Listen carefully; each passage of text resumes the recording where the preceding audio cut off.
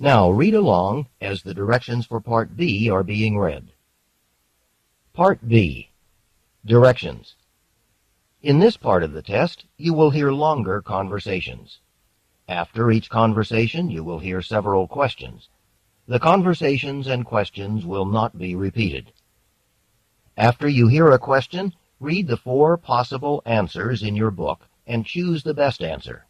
Then, on your answer sheet, find the number of the question and fill in the space that corresponds to the letter of the answer you have chosen.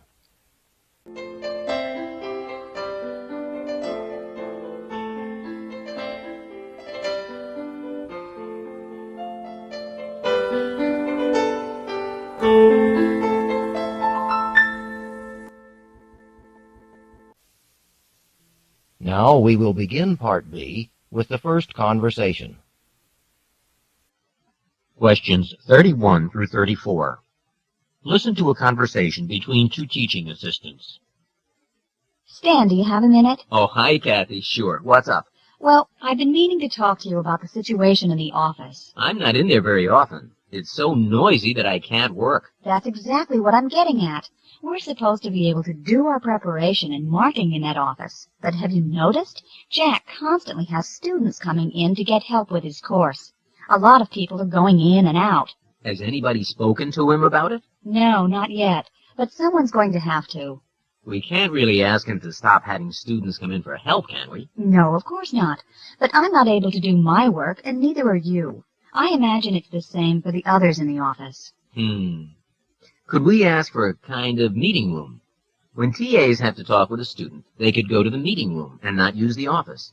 You know, there's a room down the hall, a rather small room that we could ask to use. It's only for storing supplies. You mean that little storage room? Oh, that would be too small. Are you sure?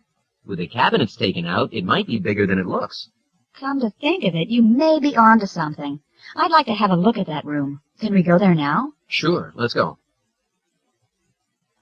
Number 31. What problem at the office are Kathy and Stan discussing?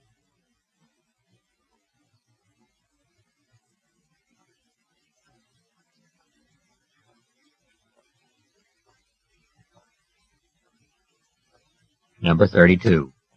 Why do Jack's students come to see him?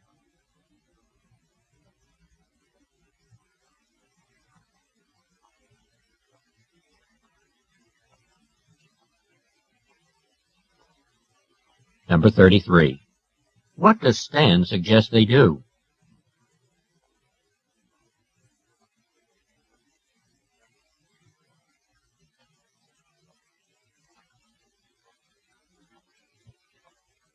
Number 34.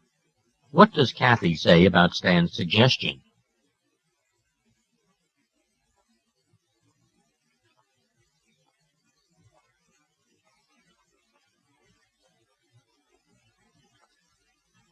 Questions 35 through 38. Listen to a conversation between 2 students. I really appreciate your filling me in on yesterday's lecture. No problem. I thought you might want to go over it together. And anyway, it helps me review. Hope you're feeling better now. I am, thanks. So, you said she talked about squid? Sounds a little strange. Well, actually, it was about the evolution of sea life, a continuation from last week. The octopus and the squid descended from earlier creatures with shells. They survived by shedding their shells, somewhere between 200 and 500 million years ago. That's a pretty long span of time. I know. That's what she said, though. To be precise, exactly when they emerged is uncertain, and why is still unexplained. Some squid are really huge. Can you imagine something that big if it still had a shell? Actually, it's because they lost their shells that they could evolve to a bigger size. Makes sense. But some are really huge. I've read about fishermen that caught squid that weighed over a ton. Did she talk about how that happens? Not really, but she did mention some unusual cases.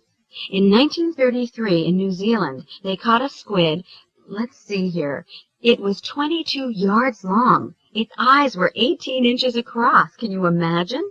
Reminds me of all those stories of sea monsters. Dr. Simpson thinks there are probably even larger ones that haven't been found because squid are intelligent and fast, so they can easily get away from humans. Maybe some of those monster stories are true. Number 35. What topic are the man and woman discussing?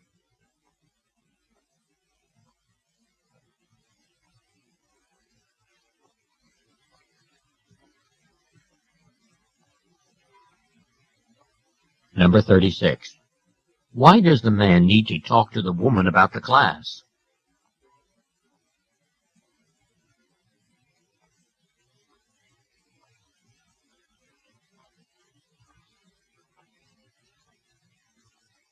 Number 37. According to the woman, what happened 200 to 500 million years ago?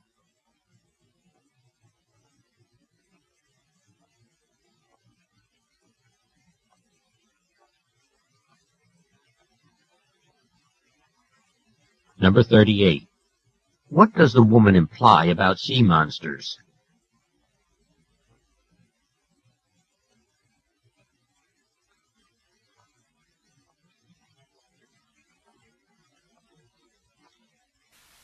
This is the end of Part B. Go on to the next page.